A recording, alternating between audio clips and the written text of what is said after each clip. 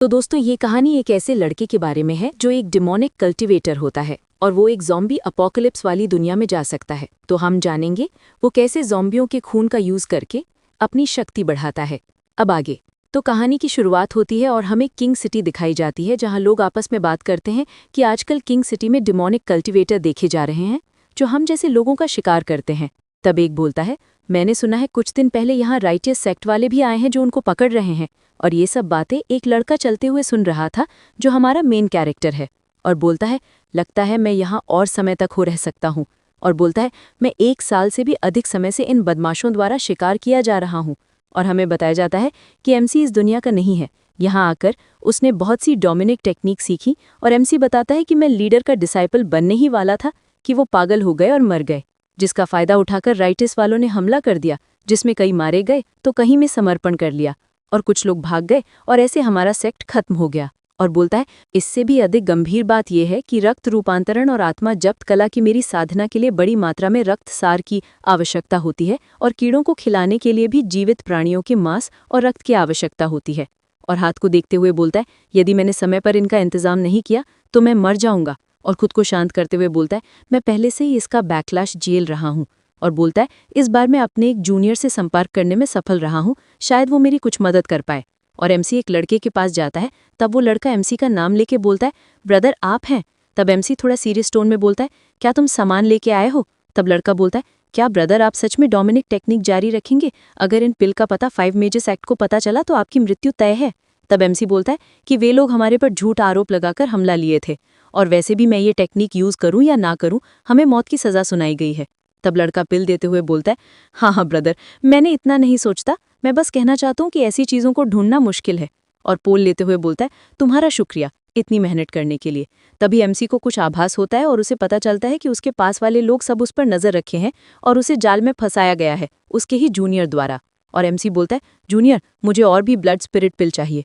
तब लड़का बोलता है, मेरे पास कुछ है, लेकिन उनका उपयोग आमतौर पर फाउंडेशन स्थापना के साधकों द्वारा उपचार के लिए किया जाता है। और खुश होकर बोलता है, क्या आपने अंकल ल्यू और अन्य लोगों को ढूंढ लिया है? तब एमसी ठंडे स्वर में बोलता है, जो सवाल नहीं पूछने चाहिए वो मत पूछो, अगर तुम्हारे पास पिल है तो दो। तब लड़का बोलता है, ब्लड स्पिरिट की गोली काफी महंगी है बड़े भाई, शायद आप इसे नहीं खरीद पाएंगे, है ना?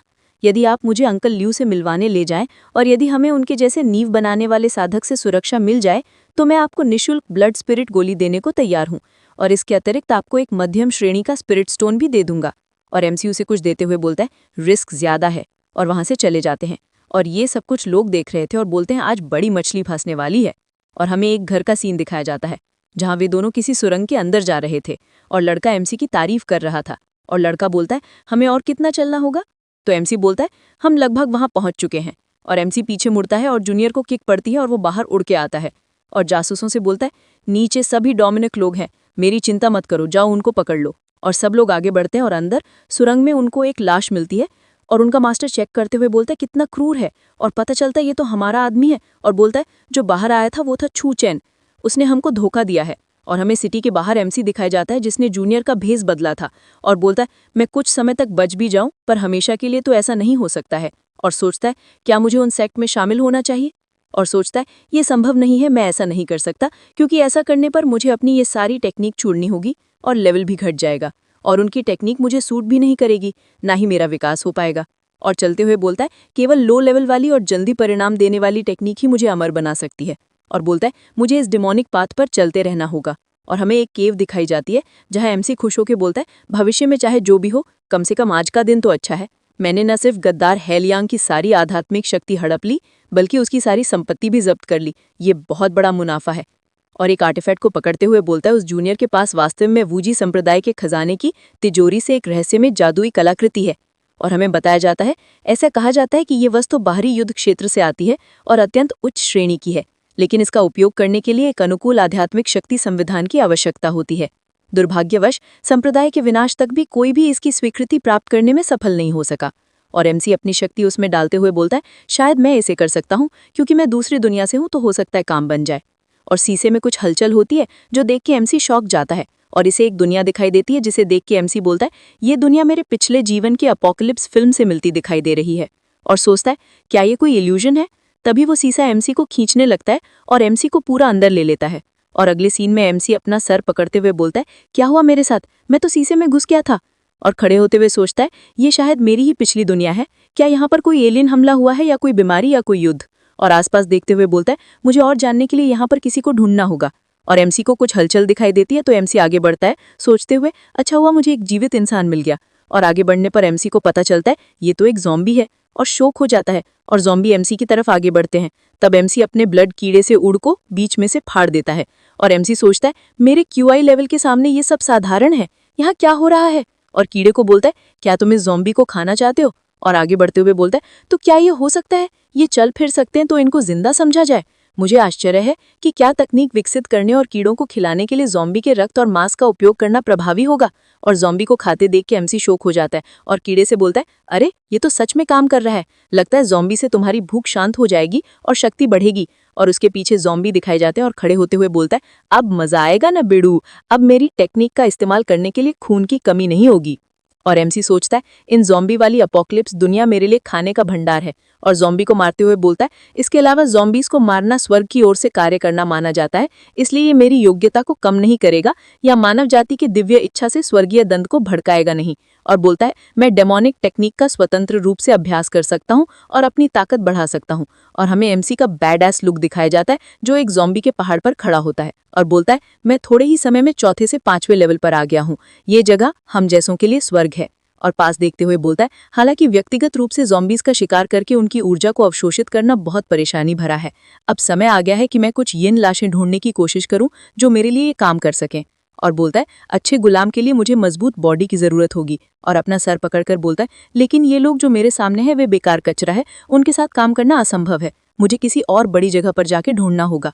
और अगले सीन में हमें एक लड़का दिखाया जाता है जो किसी से हेल्प मांग रहा था और उससे बोलता है, क्या तुमने नहीं कहा था मैं ध्यान भटकाऊं और तुम सप्लाई लेने के बाद मुझे बचाओगे, मैं अभी नहीं मर सकता, मेरी बहन और माँ को मुझे मेरी ज़रूरत है। तब आदमी बोलता है, ओह प्यारे बच्चे, तुम्हारी माँ कल ही मर गई है और तेरी बहन का मैं ध्यान रखूंगा। और लड़का जोर से बोलता है, ऐसा मत करो मेरे साथ। पर वो आदमी वहां से जाते हुए बोलता है, मेरे लिए जीवन बलिदान करने के लिए तुम्हारा धन्यवाद। और ज़ॉम्बी उस लड़के पर हमला कर देते हैं और लड़का बोलता है, इसकी सज़ा तुम्हें ज़रूर मिलेगी। और आदमी भागते हुए बोलता है, इस दुनिया का यही नियम है, ताकतवर ही जिंदा रहेगा। तभी आदमी किसी की परछाई देखता है जहां एमसी खड़ा था और आदमी के पास आते हुए बोलता है, तुम्हारी बॉडी तो बड़ी अच्छी है। और आदमी अपना हथियार निकाल लेता है और बोलता है, इस व्यक्ति का पहनावा बहुत अजीब है, मैंने डोंगहू शहर में ऐसे किसी के बारे में नहीं सुना। तब एमसी ठंडे स्वर में बोलता है, तुम्हारी बॉडी मजबूत है, तुम मेरे अच्छे सेवक बनोगे। ये सुन के आदमी गुस्से में एमसी पर हमला करता है, पर एमसी बिना हिले अपने ब्लड कीड़े से उसका हमला रोक देता है और आदमी उसकी टूटी चाकू देख के शौक जाता है जो एमसी के कीड़े के मुंह में थी। तब आदमी दर्द में पड़ा सोचता है, ये इंसान कीड़ों के साथ भी रह सकता है, तो शायद वो भी कोई पारलौकिक प्राणी है। मैं तो बिल्कुल भी उसका मुकाबला नहीं कर सकता। एक बुद्धिमान व्यक्ति तब नहीं लड़ता जब परिस्थितियां उसके विरुद्ध हों। और प्यार से बोलता है, मेरा साला लिंकवान गैंग का जाओ होंग है, उसके खातिर मुझे जाने दो, चाहो तो ये सप्लाई तुम रख सकते हो। तब एमसी बोलता है, क्या लिंकवान गैंग। तब आदमी डरते हुए बोलता है कि आप नहीं जानते, लिंकवान गैंग पूरे डोंगहू शहर का सबसे बड़ा संगठन है और मेरे जीगा जाओ होंग नेता हैं और पारालौकिक भी हैं, वो मुझसे 10 गुना ज्यादा ताकतवर हैं। तब एमसी बोलता है, अगर वो बस तुम्हारे जैसों से 10 गुना ताकतवर है तो चिंता की कोई बात नहीं है। और उसे अपनी कीड़े से पकड़ लेता है और उसे एक भयानक भट्टी के पास ले जाते हुए बोलता है, एक बार मैं अपनी सीक्रेट टेक्निक का यूज कर लूं, फिर तुम मेरे अच्छे सैनिक बन जाओगे। तब आदमी डरते हुए बोलता है, रुको रुको, 1 मिनट रुको, हमारे बीच कोई दुश्मनी नहीं है, तुम मुझे मारने की क्यों कोशिश कर रहे हो। तब एमसी ठंडे स्वर में बोलता है, क्या तुमने अभी नहीं कहा था ताकतवर ही जिएगा, और तुम जैसों को मारने से मुझे हेवन भी कुछ नहीं करेगा। और उसे भट्टी में डाल देता है और हमें उसकी भयानक प्रोसेस दिखाई जाती है जिसमें आदमी को बहुत दर्द के गुजरना पड़ रहा था। और हमें 3 दिन बाद का सीन दिखाया जाता हुआ जब एमसी की प्रोसेस पूरी होगी और वो आदमी एक गुलाम में बदल गया था, जो देख के एमसी खुश होते हुए बोलता है, मैं विश्वास नहीं कर सकता कि मेरी पहली लाश शोधन प्रक्रिया इतनी सफल रहेगी। और अपने हाथ में एक पगोड़ा निकाल देता है जिसमें वो अपने गुलामों को रख सकता है। और हमें उस गुलाम का लेवल दिखाया जाता है जिसे देख के एमसी खुश हो जाता है उसकी शक्ति को देखकर। और एमसी उसे बोलता है, ग्रेट 2 अनडेड सोल्जर, मैं तुम्हें शियाउसी कहूंगा, बाहर जाओ और ज़ॉम्बी माँ से इकट्ठा करो। और सोल्जर वहां से निकल जाता है और बहुत सारे ज़ॉम्बीज को मारने लगता है। और एमसी खुश होते हुए सोचता है, इसे मोल में कोई परेशानी नहीं होगी, अब मैं आराम कर सकता हूँ और पुरस्कार प्राप्त कर सकता हूँ। और अगले सीन में किसका सर पिचक जाता है, जो कि एमसी का गुलाम सबको मार मार के ट्रॉली में इकट्ठा कर रहा था और खुश होते हुए एमसी के पास लेके आता है। तब एमसी खुश होते हुए बोलता है, बहुत अच्छा है, तुमने मेरी कल्टीवेशन करने में मदद की है। और उसके सर को कुत्ते जैसे सहलाते हुए बोलता है, एक बार मैं खून ले लूं, फिर तुम बचा हुआ खून ले सकते हो, जो मुझे लगता है इससे तुम्हारे अंदर भी इम्प्रूवमेंट होगा। और दोस्तों, धीरे धीरे ये कहानी और भी मजेदार होगी, तो बने रहिए मेरे साथ आपके प्यारे चैनल पर मोनार्च एक्सप्लेन पर। तब तक के लिए टाटा बाय सायोनारा।